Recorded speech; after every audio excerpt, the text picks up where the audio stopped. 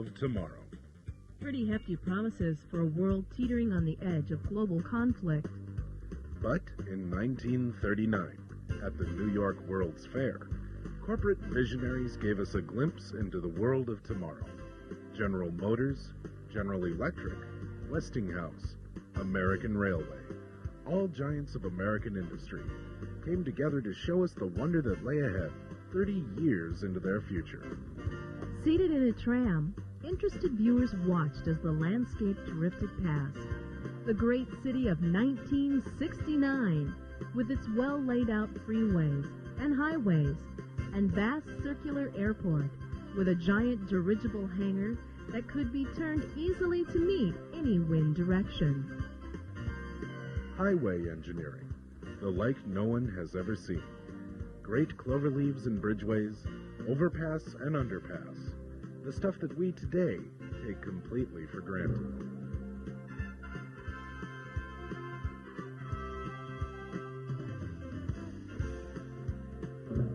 Cars driven by radio control to maintain safe distances at all times and to avoid unwanted accidents.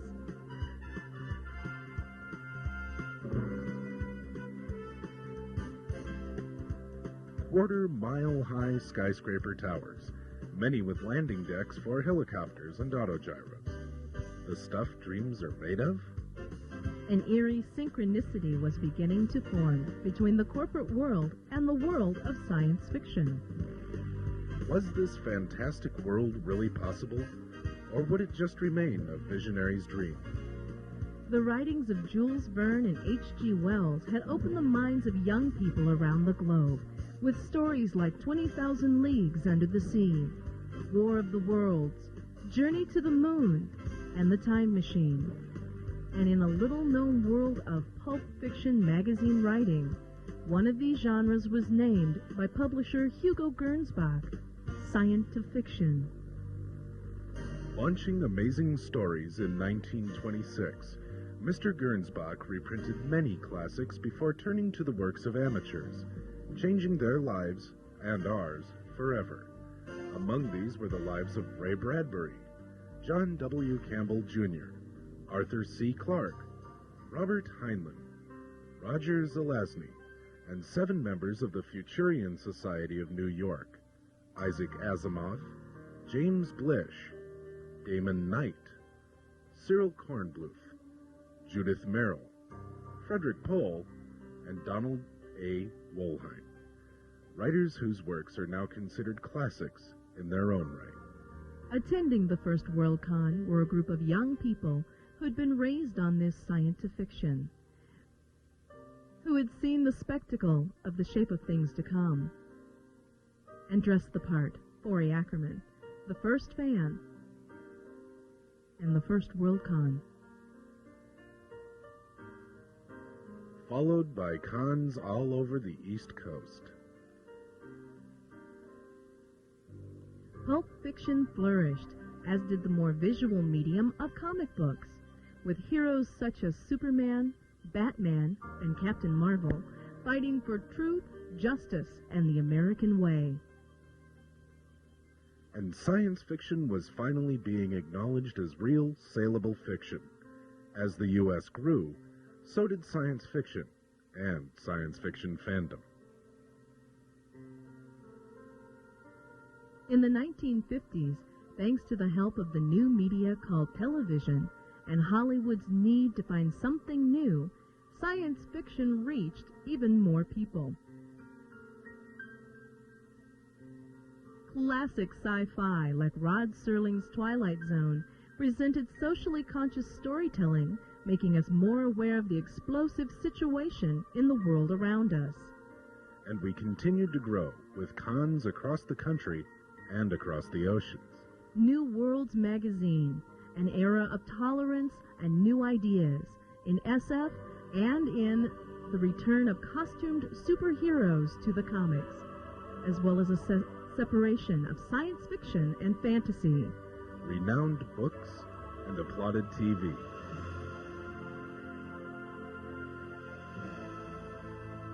Stanley Kubrick's visually astounding adaptation of Arthur C. Clarke's 2001. And suddenly, 30 years later, science fact had caught up with science fiction. As we reached for the moon, Walked on its surface, and gazed at the singular beauty that was our own Mother Earth. but science fiction wasn't just a male genre. Female writers became more prevalent, the likes of Ursula K. Le Guin, Anne McCaffrey, and Andrea Norton, proving that they were equal, not just in the worlds of the future, but as storytellers as well. And again we expanded. With a whole new group of fans. People who grew up with science fiction and worked diligently to improve the medium. And at the end of the 70s brought us an explosion of new technology and new ideas. Discussions on everything. Fact and fiction. Fans expressing their admiration for the genre through costuming. Whether recreation, original, or fantasy. And let's not forget the gaming, or the authors inspired by it. And the world gatherings continued to grow, with attendance peaking at LA-Con in 1984 at 8,300 people.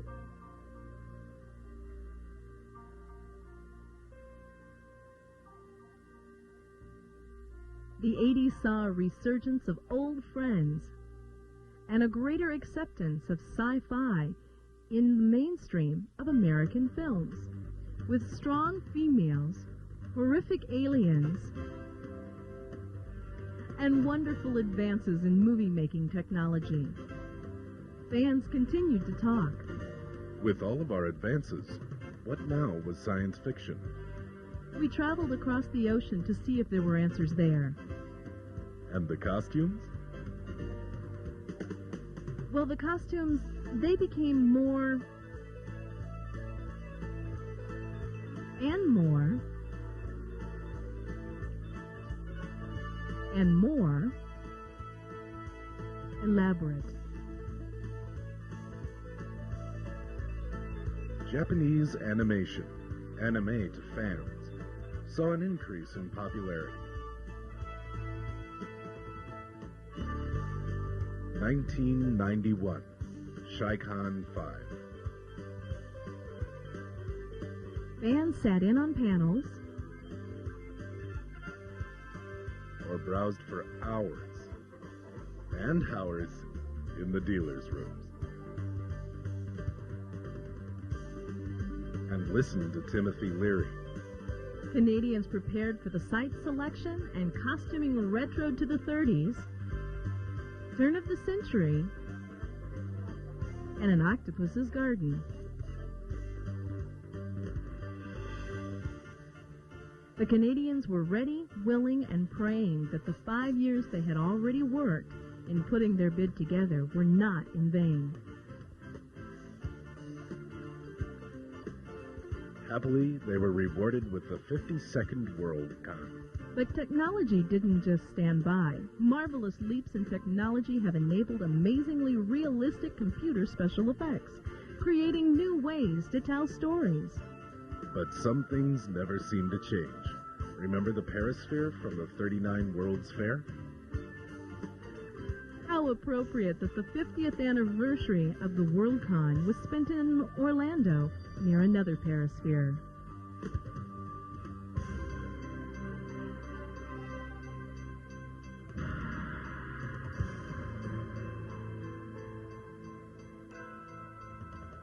There was the dealer's rooms, The NASA exhibits,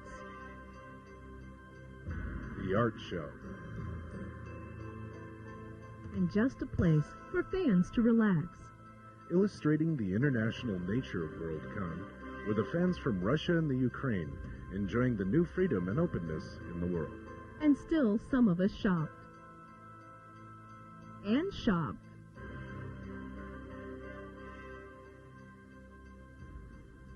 and prepared for the future.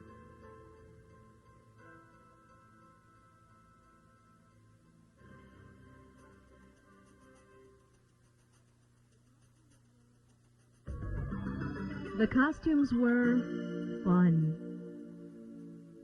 Classic.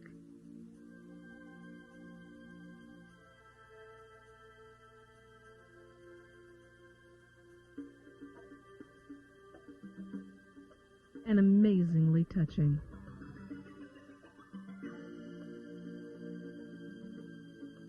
A resurgence of animation that captured all of our imaginations. And praise for dear friends for poignant storytelling. New sagas. Prolific storytelling. And so much more. And on to California.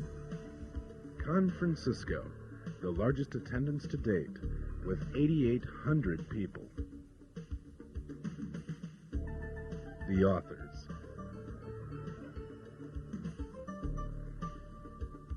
The fans. The panels. The art of SF and fantasy. The dealer's room. With all the great shopping goods.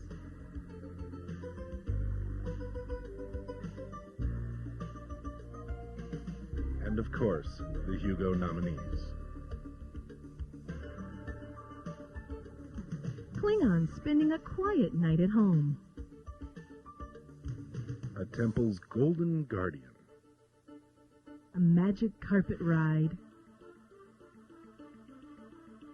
And the love of beauty.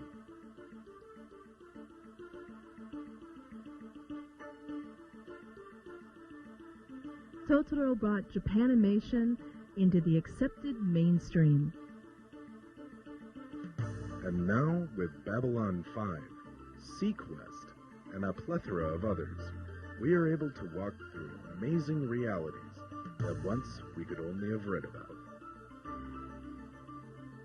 And Canada, ever vigilant, was ready for us, with Mr. Maple Leaf and a passport to adventure. Winnipeg, a city of tremendous beauty and wondrous diversity. With Folkorama in August that brings people of every nation together to celebrate food, dance, and crafts. It's been 21 years since a Worldcon was in Canada. Thank you for inviting the fans of the world to your beautiful country.